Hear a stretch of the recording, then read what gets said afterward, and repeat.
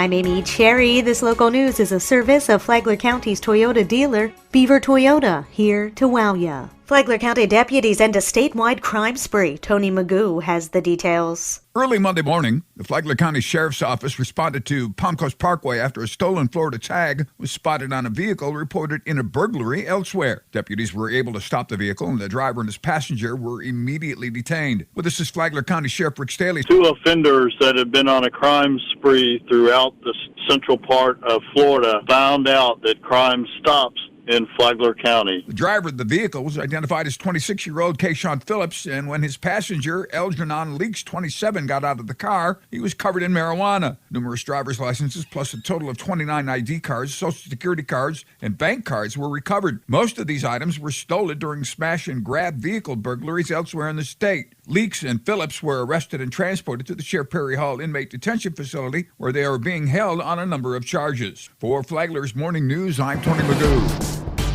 Finalists have been selected for the Flagler School Superintendent job. John Arking has more. On Tuesday, the Flagler School Board chose 4 finalists to succeed Jim Tager, who is set to retire at the end of June.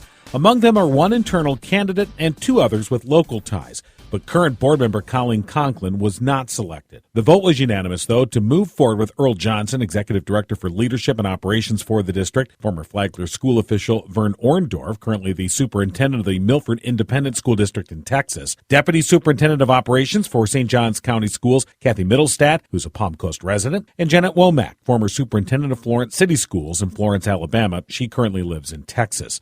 School Board Chair Janet McDonald. It was absolutely remarkable. From 35 candidates wanting to come to Flagler, it gave everyone quite a lot of reading, quite a lot of thought, quite a lot of discussions, and every one of these candidates brought something unique to the table.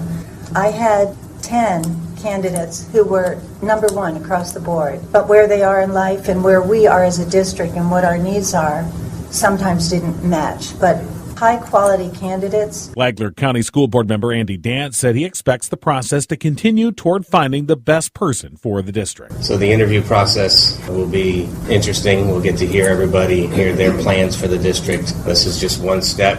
The next step will be a lot more enlightening, and I look forward to the process continuing, and again, appreciate your comments. 4 finalists will be interviewed March 4th, 5th, and 6th, with the school board set to make a final selection March 10th. From the WNZF Newsroom, I'm John Arking.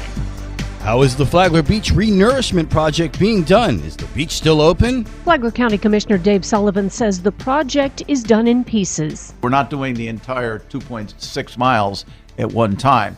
So the beach will still be usable. We'll take care of the environmental concerns, turtles and all that. County engineer Faith Alcatib explained that the work would be done in sections. 1,000 to 1,500 feet at one time. Flagler Public Information Officer Julie Murphy said the work will go on 24/7 for about 10 days so that beach life is interrupted as little as possible. Sullivan said that the beach would stay open, save for that area where the Renourishment project is going on. To hear more about the Beach Renourishment project, download the Flagler radio app and then go to the Free for All Friday podcast.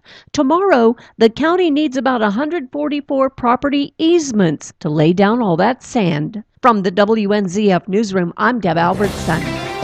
If storm chasing is your thing, take a class with the Flagler County Emergency Management and the National Weather Service. Together, they're hosting a Sky-Warn Storm Spotter class Saturday, March 7th. It's happening from 10 a.m. until 12:30 p.m. at the Emergency Operations Center in Bunnell. National Weather Service meteorologist Ben Nelson will teach the class that will cover everything from cloud formation to thunderstorm development. Once you take the class, you're eligible to volunteer to spot storms for the county, tracking all kinds of weather events, including waterspouts, hail, and even tornadoes before they hit the radar.